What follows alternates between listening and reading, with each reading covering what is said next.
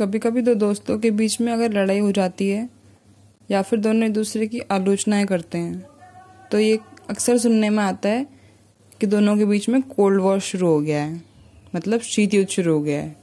शीत युद्ध का मतलब ये नहीं है कि मतलब दोनों एक दूसरे से लड़ रहे हैं, दोनों के पास बंदूक है लेकिन दोनों बंदूकों से नहीं लड़ रहे हैं, दोनों एक दूसरे की आलोचना कर रहे हैं, दोनों चाह रहे हैं कि ज्यादा से ज्यादा उनके हिस्से में लोग रहें।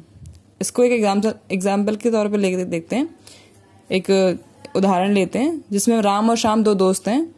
दोनों दोस्तों के पास में बंदूक है, दोनों चाहें तो बंदूक से एक दूसरे को मार सकते हैं, लेकिन दोनों एक दूसरे को मारते नहीं हैं। लेकिन हाँ, दोनों चाहें तो युद्ध कर सकते हैं, जो हम लोग जनरली लोग युद्ध करते हैं। युद्ध का मतलब कि हथियारों का यूज करते हुए युद्ध करना, लेकिन वो दोनों युद्ध नहीं करते हैं, पर वो दोनों आलोचनाएं करते हैं एक दूसरे की नीति की आलोचना करते हैं, एक दूसरे के विचारों की, उनकी विचारधाराओं की आलोचना करते हैं। वो चाहते हैं, जैसे राम श्याम अगर हम दोनों दोस्तों को लें या फिर दो इंसानों को लें, तो राम चाहता है कि ज्यादा से ज्यादा लोग राम के खेमे में आए, जबकि श्याम कहता है नहीं, ज्यादा से ज्यादा लोग मेरे खेमे में आए।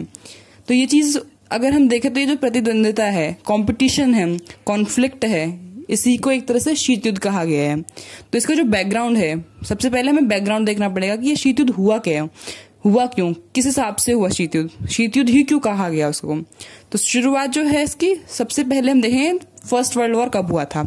1914 टू 1918 के बीच में फर्स्ट वर्ल्ड वॉर हुआ था, जिसमें जर्मनी, इटली, ऑस्ट्रेलिया के अगेंस्ट में थे फ्रांस, इंग्लैंड और रूस। दूसरा विश्व युद्ध जो हुआ था, सेकेंड वर्ल्ड वॉर, वो हुआ था 1939 टू 1945 में हुआ था। तो जो वर्ल्ड वॉर था, सेकेंड वर्ल्ड वॉर, वो था मित्र राष्ट्र और धुरी राष्ट्रों के बीच में। मित्र राष्ट्र जिसमें अमेरिका, ब्रिटेन, फ्रांस, सोवियत संघ था, सोवियत संघ जो वर्तमान का रूस है। वहीं धुरी राष्ट्रों में जर्मनी, जापान और इटली रहा था। तो इन दोनों के बीच में जो प्रतिद्वंदिता थी, उन दोनों के जीतने के बाद में सेकेंड वर्ल्ड वॉर शुरू हुआ। कब? 1939 में, लेकिन खत्म हुआ 1945 में, जहां पे मित्र राष्ट्र और ध्रुवी राष्ट्र दोनों के बीच में लड़ाई हुई। तो जब मित्र राष्ट्र थे वो सब विजयी हुए, लेकिन ध्रुवी राष्ट्र जो थे वो हार गए।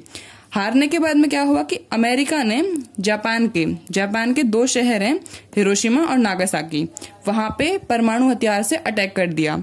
हिरोशिमा पे 6 अगस्त को 1945 और जो 15 किलो टन का एक न्यूक्लियर मिसाइल था, और वहीं नागासाकी पे किया 9 अगस्त 1945 को।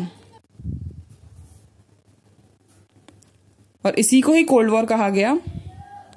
कोल्ड वॉर जहां पर शीत युद्ध सोवियत संघ और अमेरिका तथा इसके साथी देशों के बीच प्रतिद्वंदिता, तनाव, संघर्ष की एक श्रृंखला के रूप में जारी रहा। युद्ध न होते हुए भी युद्ध की परिस्थितियों को बनाए रखने की स्थिति है।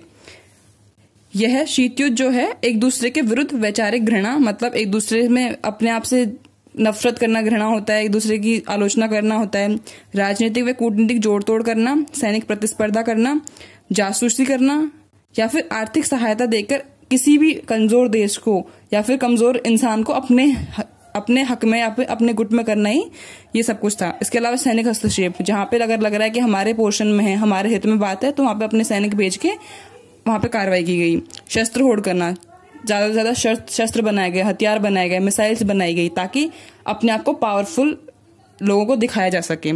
ये सब लक्षण वहां पे होते हैं। इसके अलावा जोर आजमाइश, मतलब कि जोर जबरदस्ती करके किसी न किसी को अपने गुट में ले लिया।